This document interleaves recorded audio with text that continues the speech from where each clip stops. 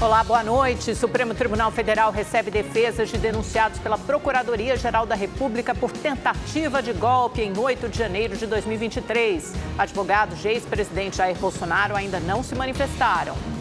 Advogados do general Braga Neto, candidato a vice-presidente de Bolsonaro, pediram a Alexandre de Moraes prorrogação do prazo, mas o ministro negou. E você vai ver também. Banco Central avisa que pessoas e empresas com situação irregular na Receita terão chaves Pix excluídas. Acidente com ônibus na rodovia Presidente Dutra, no interior de São Paulo, deixa um adolescente morto e mais de 20 feridos. Um deles segue em estado grave. Um adolescente morreu e 26 pessoas ficaram feridas depois que o ônibus caiu em uma ribanceira na rodovia Presidente Dutra, no interior de São Paulo. O desespero de um pai que acabou de perder o filho.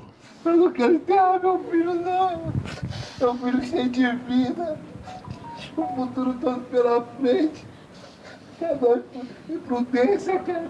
E uma criança feliz, que gostava de jogar bola, de bicicleta, adorava visitar os avós no Rio de Janeiro. E o pai fez isso. Foi levar para passear. Foi levar para passear, para ver os avós. Era tudo que ele queria. A gente está arrasado, todo mundo. O acidente aconteceu na madrugada de hoje no quilômetro 98 da Dutra, na região de Pindamonhangaba. O ônibus da empresa 1001 saiu do Rio de Janeiro com 44 passageiros e tinha a capital paulista como destino. De acordo com a Polícia Rodoviária Federal, o motorista do ônibus fez uma manobra no acostamento, subiu no meio-fio e acabou caindo na ribanceira. Já a Polícia Civil, que investiga o caso, informou que suspeita que o motorista tenha passado mal. O veículo despencou de uma altura de aproximadamente 7 metros. Daniel também é motorista e estava acordado ao lado do filho no momento do acidente. A gente estava indo de boa, de repente o ônibus saiu à direita, passou pelo acostamento e travou na calha. Provavelmente ele deve ter dormido no volante. Nessa que travou, ele tentou sair a primeira vez, não conseguiu. Aí o pessoal começou a gritar, para. Aí ele tentou sair de novo, não conseguiu. Na terceira vez o carro derrapou e tombou. O motorista dormiu, ele ficou no rebanceio para cair, aí todo mundo gritou para ele não tentar, ele tentou tirar o carro, na hora que tirou, o carro capotou, o ônibus capotou e como caiu do lado onde ele estava deitado. Então, um susto, todo mundo tentaram tirar, ele tentou arrancar o menino, mas quando ele tirou o menino do ônibus, ele já estava sem vida. A perícia da Polícia Civil esteve no local e as causas são investigadas. O caso foi registrado como lesão corporal e homicídio culposo, quando não há intenção de matar, na direção de veículo automotor. A empresa lamentou o acidente, disse estar à disposição das autoridades e que presta todo o apoio necessário aos passageiros. Um relatório da Polícia Rodoviária Federal aponta que houve uma redução no número de mortos e feridos em acidentes de trânsito durante o Carnaval. A operação da Polícia Rodoviária Federal foi feita em todo o país entre os dias 28 de fevereiro e 5 de março, com fiscalizações reforçadas nos trechos mais críticos. 3.000 policiais atuaram nos pontos estratégicos mapeados de acordo com a frequência de acidentes. Segundo o relatório, o número de vítimas fatais diminuiu. Durante o Carnaval de 2024, 88 pessoas morreram em rodovias federais. Neste ano, foram registradas 83 mortes. Uma das vítimas foi a empresária Edith Naila, de 33 anos, que não resistiu após uma batida frontal em Boa Vista, Roraima. Em Minas Gerais, um homem de 30 anos também morreu na rodovia Fernão Dias, em Cambuí, no sul do estado. O caminhoneiro, que era natural do Rio Grande do Sul, bateu na traseira de outro veículo. Além da redução de óbitos, o número de feridos também diminuiu. Um total de 1.315 pessoas ficaram feridas, uma queda de 15,3% em relação ao carnaval passado. Em Mato Grosso, uma ambulância em serviço colidiu com um caminhão de lixo. Uma das vítimas chegou a ficar presa entre as ferragens, mas todos os envolvidos sobreviveram. As infrações mais registradas foram excesso de velocidade, com mais de 53 mil autuações, ultrapassagens proibidas, falta do uso de cinto de segurança e ausência da cadeirinha infantil. Ao todo, a fiscalização flagrou mais de 2.700 pessoas dirigindo sob efeito de álcool. 128 foram presas, um aumento de quase 10% em relação a 2024, quando foram autuados 116 motoristas. O diretor-geral da Polícia Rodoviária Federal, Antônio Oliveira, afirma que a segurança no trânsito depende muito da postura dos motoristas. A gente tem uma redução menor do que o que a gente queria nas mortes. A gente já entende que o limite de morte aceitável no trânsito é 0, mas enquanto a gente não mudar a conduta e a conscientização dos nossos condutores, esse número ainda vai ser apenas um sonho. A Polícia Rodoviária Federal não é onisciente nem é onipresente. E os nossos condutores precisam entender que a conduta equivocada no trânsito, desrespeitar as leis do trânsito, põe em risco ele e todos os outros que estão ao mesmo tempo circulando na rodovia. Recife atraiu mais de 3,5 milhões de foliões no carnaval, gerando emprego e renda para Pernambuco. Já a violência diminuiu. O governo de Pernambuco anunciou uma movimentação econômica de quase 3,5 bilhões de reais nos dias de carnaval. Só os festejos da capital, Recife, reuniram mais de 3,5 milhões de foliões.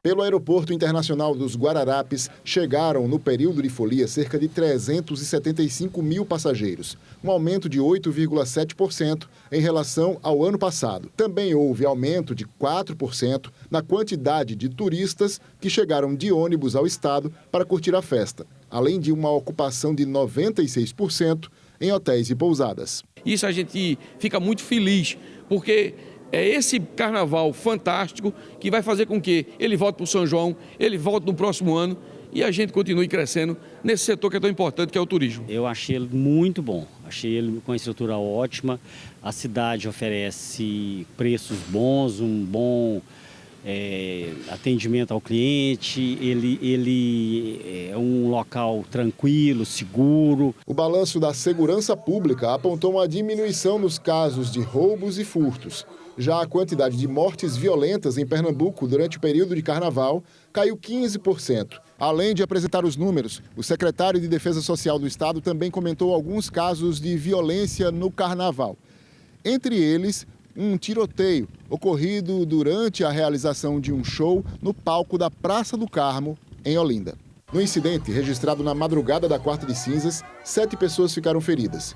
O show do cantor João Gomes chegou a ser paralisado. Corpo de bombeiro, por favor, ali ajudar. Um criminoso se infiltrou entre a multidão e realizou os disparos que, infelizmente, vieram a ferir 7 pessoas. Ninguém morreu.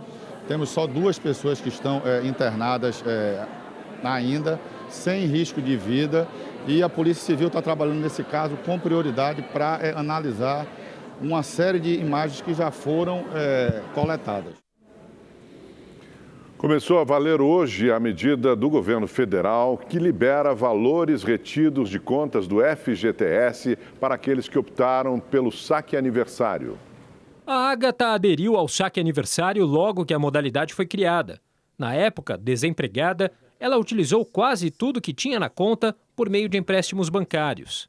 Retirei algumas parcelas, acho que umas 10 mais ou menos, e eu estava precisando do valor. Então eu fui lá, retirei algumas parcelas e já caiu na hora. Era bem rápido, então caiu na hora mesmo. A notícia da liberação do saque aniversário integral pegou a Ágata de surpresa. Foi uma surpresa porque a gente não imaginava que o governo fosse liberar esse valor agora, não imaginava mesmo. Então, assim, foi uma surpresa, mas não muito agradável, porque, querendo ou não, eu, assim, R$6.500, eu só peguei R$14. Então, foi uma decepção um pouco, né? Foi uma surpresa, mas decepcionante. O Fundo de Garantia por Tempo de Serviço é composto por 2 modalidades. O saque rescisão, em que o trabalhador recebe o valor integral da conta quando é demitido sem justa causa, e o saque aniversário, modalidade mais recente, em que o trabalhador pode fazer um saque anual, A modalidade é opcional, mas retira a possibilidade de fazer o saque integral da conta em caso de demissão. A partir de hoje, quem optou por essa modalidade e foi demitido a partir do dia 1º de janeiro de 2020 até o dia 28 de fevereiro deste ano, poderá fazer o saque integral da conta, que será liberado em até 2 etapas. A primeira, agora em março, no valor máximo de até R$ 3.000. E a segunda, para quem tiver um valor superior, em junho. Existem outras formas de demissão que também ensejam a liberação do saldo do FGTS. É o caso da sua demissão em caso de falência da sua empresa, tá? O seu empregador faliu, então você também vai poder sacar. Você foi contratada por 1 ano para trabalhar numa determinada empresa. Concluiu 1 ano, isso também você pode sacar. Desde 2020, quando foi criado o Saque Aniversário, já retirou 142 bilhões de reais do FGTS. Hoje, o Fundo de Garantia abrange 140 milhões de trabalhadores, sendo que 37 milhões já aderiram pela modalidade de retirada anual. Eu achei que é melhor, porque ajudar as pessoas que estão precisando muito, né? Principalmente para pagar as dívidas. Eu, principalmente, que eu estou afastada pelo INSS, estou precisando mais ainda, viu? O trabalhador que quiser sair do saque aniversário e voltar para o saque rescisão poderá solicitar a mudança, porém ela só será efetuada após 2 anos. Isso significa que, se houver demissão entre este período, o trabalhador receberá apenas 30% de rescisão da empresa que trabalhava. Para o ministro do Trabalho e Emprego, a medida provisória corrige uma injustiça criada com a implantação do saque aniversário. A medida provisória tem o intuito de corrigir essa distorção, essa injustiça e dar a eles a condição de poder sacar o seu fundo. Então, no dia de hoje, está depositado em contas, né, desses 12 milhões e 100 mil trabalhadores, numa primeira parcela de até R$ 3.000. No primeiro dia de liberação, o aplicativo do FGTS apresentou falhas, como o desaparecimento de saldos e filas de espera virtuais, sem que as solicitações fossem atendidas. O INSS anunciou uma nova força-tarefa para reduzir o tempo de espera dos segurados por benefícios assistenciais e previdenciários. Atualmente, a fila tem quase 2 milhões de requerimentos em espera. Diagnosticado com depressão, o Jefferson foi afastado pela empresa onde trabalha como vigilante no final do ano passado. Ele ainda não conseguiu agendar a perícia médica para dar entrada no auxílio-doença. Desde 30 de 12 de 2024 está em análise. Até hoje, nada. Então, assim, eu estou à mercê da Previdência Social. E até hoje eu estou sem receber nada, não tenho nenhum dinheiro. A Joyce fraturou o tornozelo em dezembro. Passou por cirurgia e já tem outra agendada. Está há 3 meses afastada do trabalho e só hoje foi chamada pela perícia médica para ir até a agência do INSS em Belo Horizonte. Eu vim hoje fazer a perícia, depois de mais 30 dias que estava em análise lá. Os documentos, atestado, laudo. Trabalha a vida toda, né? É um direito que a gente tem, né? Assim como o Jefferson e a Joyce, quase 2 milhões de pessoas esperam por benefícios sociais e da Previdência, o maior número desde 2020. O governo alega que a média mensal de pedidos no INSS disparou e que a fila aumentou com uma greve de servidores e médicos peritos. Para tentar reduzir a fila e o tempo de espera dos segurados, 500 servidores vão fazer um mutirão nos próximos 90 dias. Terão prioridade no atendimento os benefícios por incapacidade, salário maternidade, pensão por morte, aposentadoria e perícia médica. Isso é uma vergonha, é um descaso que eles estão fazendo para a gente, trabalhador. Isso é triste demais, só quem está passando por isso sabe como é que é a luta, a dificuldade de você ter um dinheirinho que é seu, que você pagou para ter isso, você trabalha para ter isso. Então, se eu estou desesperado, eu preciso de ajuda. O tempo médio de espera por atendimento estava em 39 dias em novembro, o último mês com dados disponíveis no site. O prazo máximo legal são 45 dias. Ainda segundo o INSS, o atendimento terá o reforço a partir de maio, com mais 350 servidores que passaram no último concurso. Em outra frente, o governo vai começar a usar a inteligência artificial na triagem dos pedidos de benefícios. O Banco Central anunciou hoje a exclusão de chaves do Pix de correntistas que estão com situação irregular na Receita Federal. Segundo o banco, a medida tem o objetivo de combater golpes.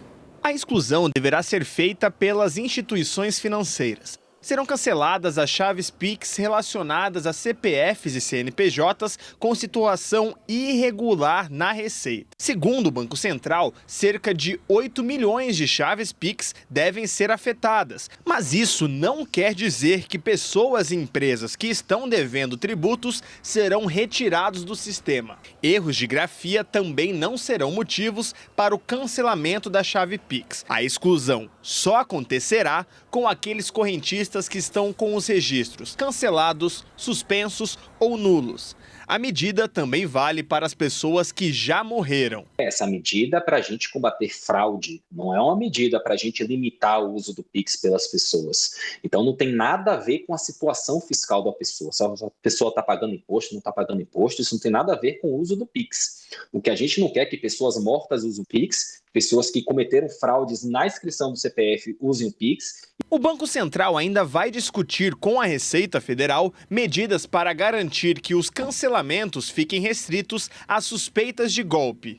O banco só vai excluir a chave da pessoa se ela tiver evidência de que aquela chave está sendo usada para cometer fraude. Foram anunciadas ainda medidas para melhorar o controle dos dados. As chaves cadastradas com e-mail não podem mais mudar de dono. Fica proibida também a alteração de informações vinculadas às chaves aleatórias. E as instituições financeiras deverão conferir os dados sempre que houver uma atualização cadastral. Um levantamento indicou falhas apresentadas por alguns bancos que permitem o registro de determinadas chaves Pix com nomes que não batem com o CPF ou o CNPJ indicado.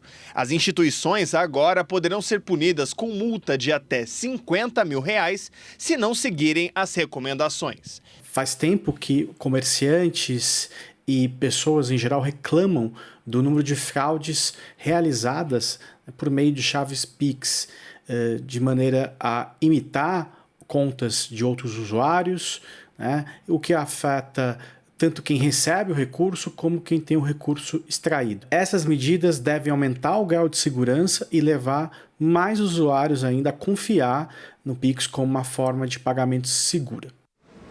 Termina hoje o prazo para que as defesas do ex-presidente Jair Bolsonaro e dos outros investigados, denunciados, melhor dizendo, pela tentativa de golpe de Estado em 8 de janeiro, se manifestem sobre a denúncia apresentada pela Procuradoria-Geral da República. Vamos a Brasília, onde o repórter Marcos Amoroso tem as informações. Oi, Amoroso, boa noite. Até onde eu acompanhei, a defesa do ex-presidente Bolsonaro, que é a mais esperada, ainda não tinha apresentado as suas argumentações, né? Na verdade, a primeira manifestação da defesa ela vai ter várias chances ao longo do processo, se essa denúncia for recebida, para se manifestar, pedir novas inquirições, perícias e, no final, para apresentar suas alegações finais.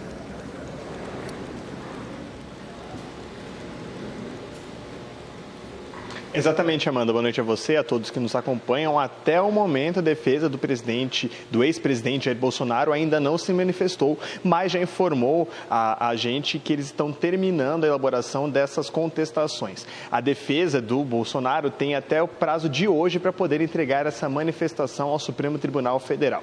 Já o general Walter Braga Neto, que está preso desde dezembro, e outros investigados também nesta denúncia, eles têm esse prazo até o dia de amanhã. Essa diferença de data ocorre por conta da entrega da intimação, onde eles foram avisados que teriam esse prazo.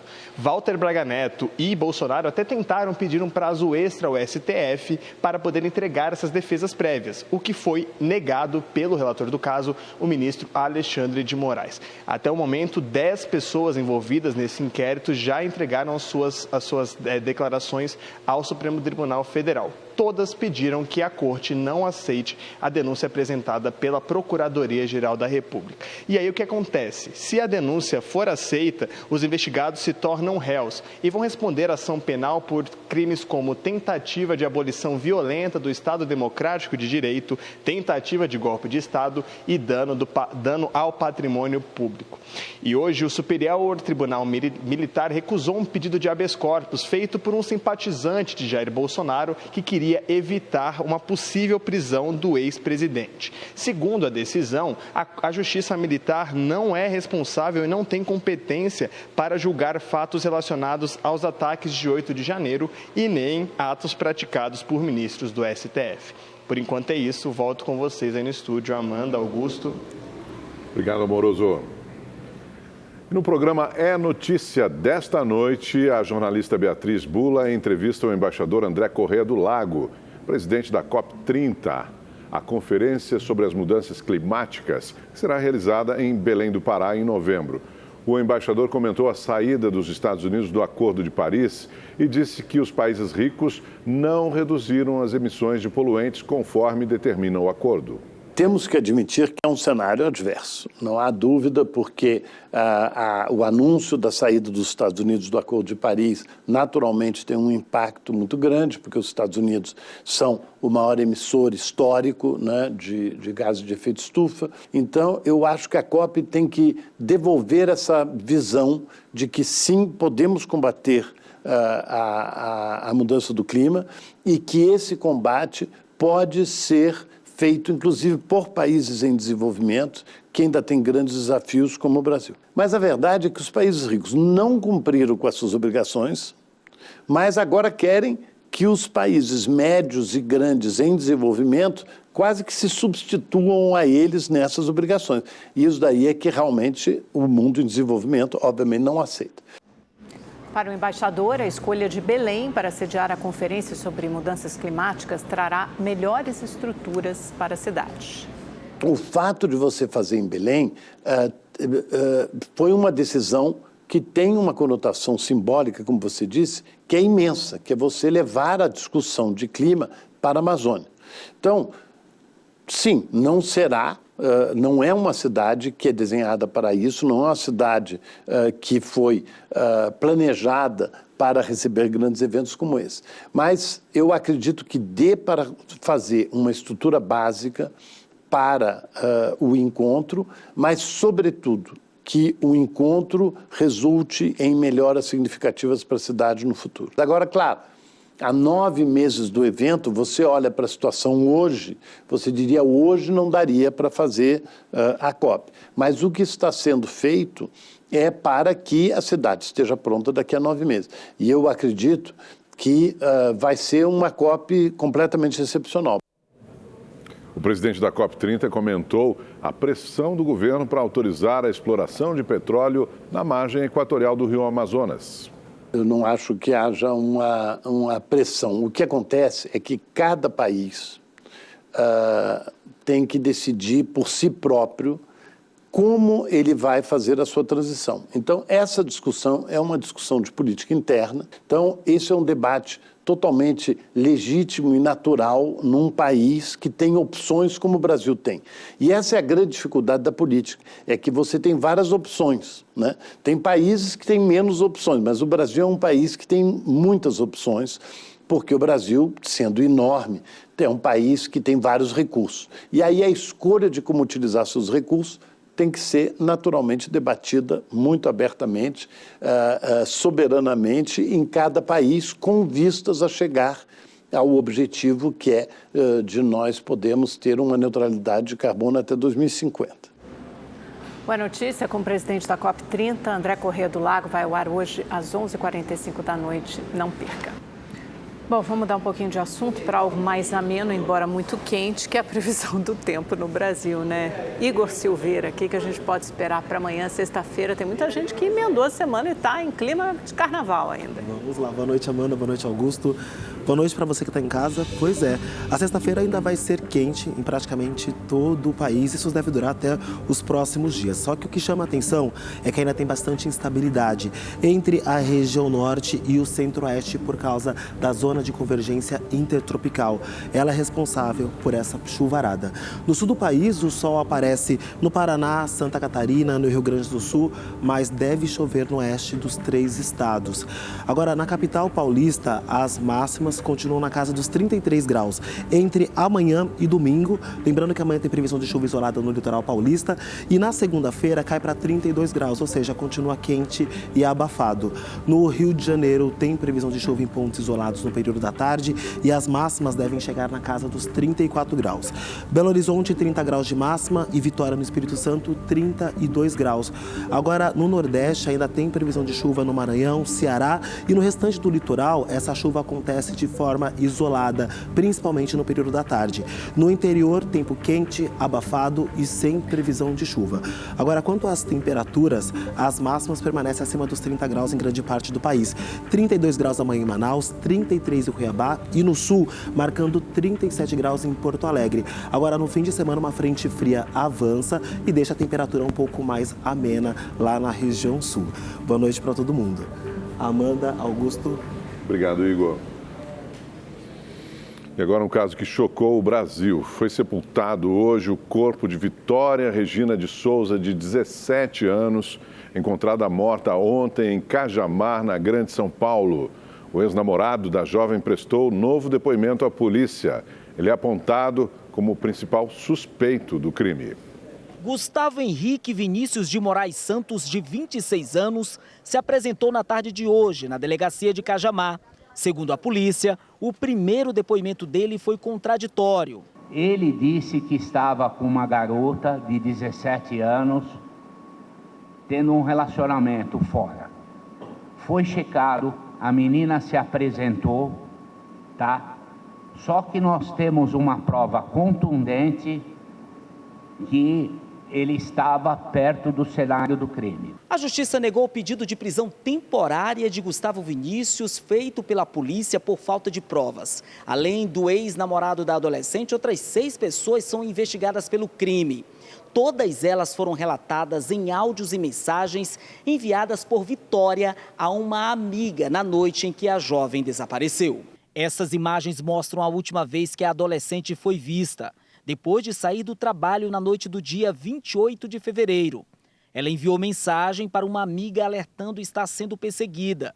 Passou uns caras no carro e eles falaram, e aí, vida, aí tá voltando. Ai, meu Deus do céu, eu vou chorar, eu vou ficar mexendo no celular, vou nem ligar pra eles. Ai, tá tudo certo, eles entraram pra dentro da favela. Saiu até lágrima dos meus olhos agora. Nossa, até me arrepiei. E eles estavam no ônibus, só que nenhum deles desceu no mesmo ponto que eu. Então, tá de boas, não tem problema nenhum. Uma semana depois, a garota foi encontrada numa trilha afastada da cidade. Segundo as investigações, Vitória ficou em cativeiro antes de ser assassinada. O corpo da adolescente foi encontrado ontem com sinais de violência. A jovem foi morta com uma facada no tórax após ser torturada, segundo o laudo do Instituto Médico Legal.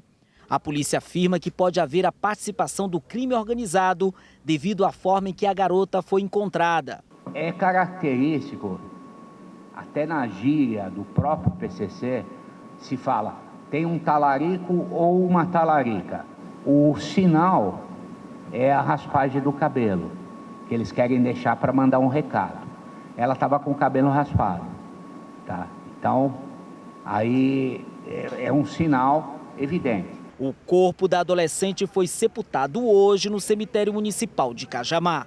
Que uma pessoa que tem coragem de fazer o que foi feito com uma menina dessa, 17 anos, vindo do trabalho, meia-noite, ela não estava vagabundando, sabe? Ela trabalhava porque ela precisava. É uma crueldade sem limite, mais um caso de feminicídio. A polícia do Rio de Janeiro tenta esclarecer o que provocou a queda da pilastra que sustentava um balanço. No acidente, uma criança morreu. Amigos e familiares se despediram de Maria Luísa Oldenbergas hoje de manhã. A menina, que tinha 7 anos, morreu na terça-feira enquanto brincava no parquinho do condomínio onde morava no Recreio, zona oeste do Rio. As imagens gravadas pelo circuito de segurança são fortes. 2 meninas maiores empurram um balanço. Sobre a esteira do equipamento estão 4 crianças mais novas. Uma delas é Maria Luísa. De repente, uma das estruturas de concreto que sustentavam o equipamento cede e cai sobre a cabeça da vítima. Assustadas, as outras meninas correm para pedir ajuda. Na chegada ao local, os bombeiros encontraram Maria Luísa consciente, mas durante o atendimento, ela sofreu uma parada cardíaca e morreu. No mesmo dia, a polícia esteve no local para fazer uma perícia. Hoje, fiscais do Conselho Regional de Engenharia e Agronomia também foram ao condomínio e descobriram que o aparelho foi reformado recentemente de forma irregular. Podemos, assim, afirmar que não teve engenheiro como responsável técnico pela reforma que aconteceu naquele espaço. Então, a obra que aconteceu, ela foi uma obra feita sem um profissional devidamente habilitado para avaliar quais eram as condições daquela estrutura. Os responsáveis pelas obras no equipamento vão responder por homicídio culposo, quando não há intenção de matar. A polícia ainda aguarda o laudo da perícia para saber se a pilastra caiu por um erro de projeto, execução ou manutenção. Hoje à tarde, o síndico profissional, um subsíndico e uma funcionária do condomínio estiveram na delegacia para prestar depoimento. A gente vai ter que fazer uma retrospectiva na linha temporal para verificar o momento em que aquele pilar foi construído e eventuais reformas que foram feitas, porque isso que vai definir e individualizar a responsabilidade individual de cada um, porque erro houve. Uma esteira que transportava grãos na área portuária de Vila Conde, em Belém, desabou. O acidente aconteceu na manhã de hoje. Segundo testemunhas, uma embarcação atingiu a estrutura que não resistiu ao impacto. 8 pessoas ficaram feridas, mas sem gravidade. Não há previsão para a retomada dos trabalhos. Estamos de volta aqui no Rede TV News com notícias diretamente de Brasília. Após se reunir com ministros e empresários, o vice-presidente da República, Geraldo Alckmin, anunciou medidas para baixar o preço dos alimentos. O repórter Igor Damasceno tem as informações ao vivo. Essas medidas já eram esperadas há muito tempo e o governo anunciou aí um rol, uma série delas, né, Igor? Por favor, nos conte as principais.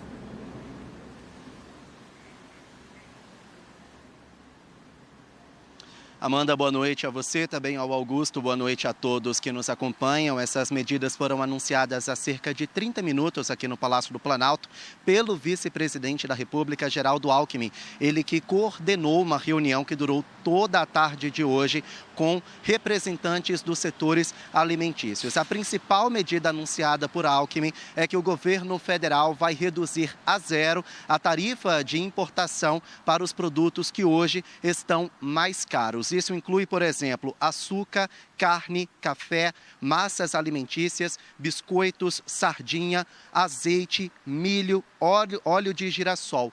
Todos esses produtos atualmente têm uma alíquota que gira ali de 7% a 32%.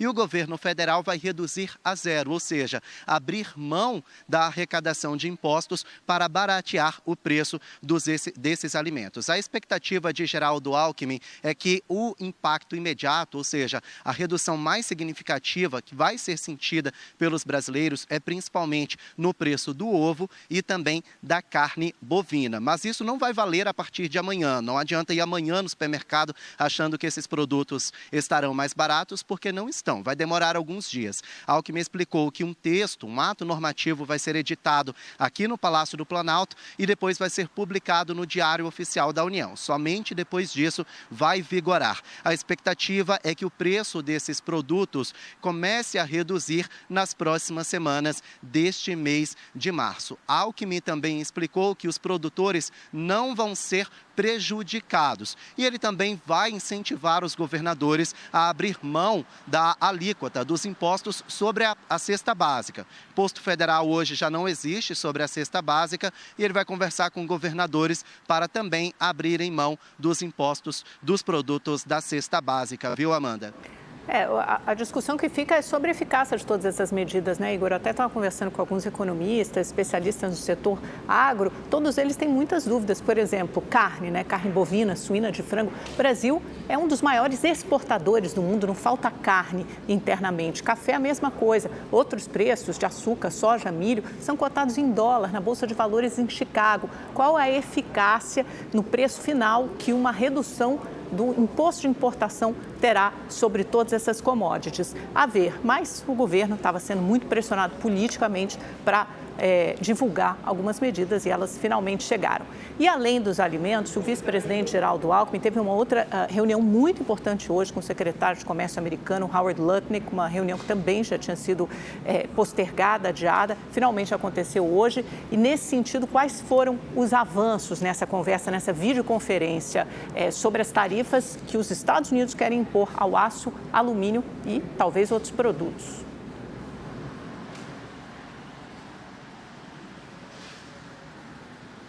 Pois é, Amanda, o vice-presidente Geraldo Alckmin teve que se ausentar por um momento ali, por cerca de 50 minutos dessa reunião com os representantes dos setores alimentícios, porque ele já tinha uma reunião por videoconferência marcada com o secretário de Comércio dos Estados Unidos. Na oportunidade, a nota do Palácio do Planalto diz que Alckmin, ele evidenciou a balança comercial entre os dois países, que atingiu algo em torno de 80 bilhões de dólares no último ano, isso para tentar convencer o governo americano que a parceria comercial que os dois países têm é lucrativa tanto para o Brasil quanto para os Estados Unidos, que não há perda de nenhum dos lados. É um método que o vice-presidente encontrou para tentar convencer o presidente dos Estados Unidos, Donald Trump, de não aumentar as tarifas, principalmente do preço do aço. Essa tarifa vai aumentar para algo em torno de 20% das exportações do aço do Brasil para os Estados Unidos já na próxima semana.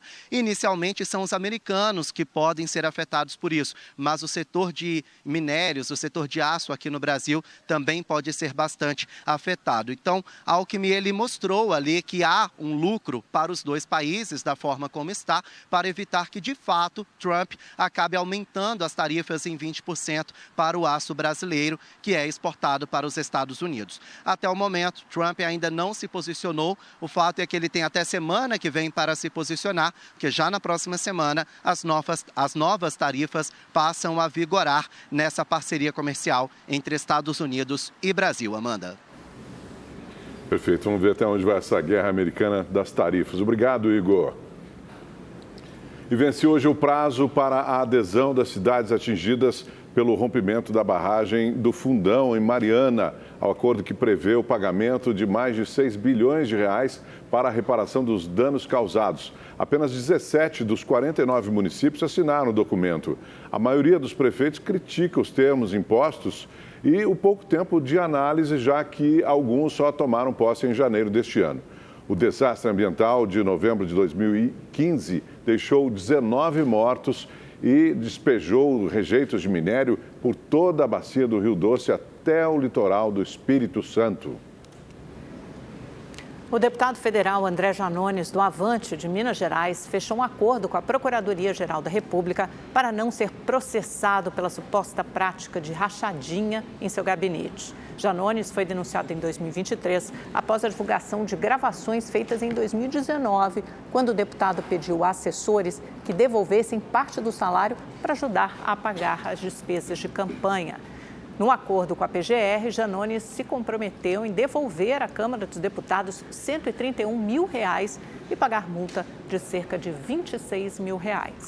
Uma pesquisa brasileira alcançou 100% de eficácia no tratamento de câncer de mama em estágio inicial.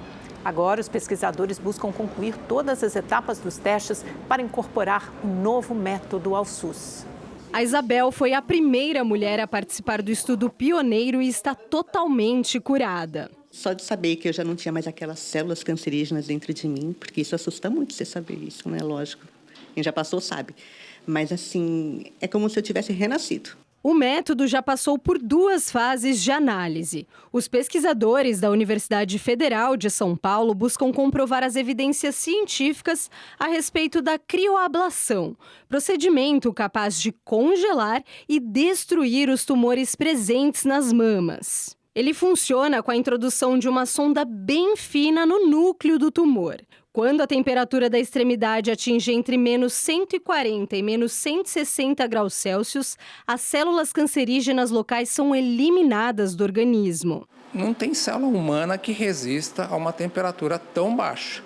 E daí essa baixíssima temperatura vai destruir o tumor, inclusive com uma margem de segurança boa. Pela primeira vez, a técnica está sendo desenvolvida no Brasil. Nas primeiras fases de teste, os pesquisadores já comprovaram 100% de eficácia do método para pacientes com tumores menores que 2 centímetros. A tecnologia, além de inovadora, é menos invasiva, não precisa de internação e está sendo realizada em ambulatórios como este aqui do Hospital São Paulo da Unifesp. Não precisa de ponto. Esse pequeno corte na pele fecha sozinho e a gente deixa a paciente meia hora na recepção para ver se ela está bem e é bem confortável.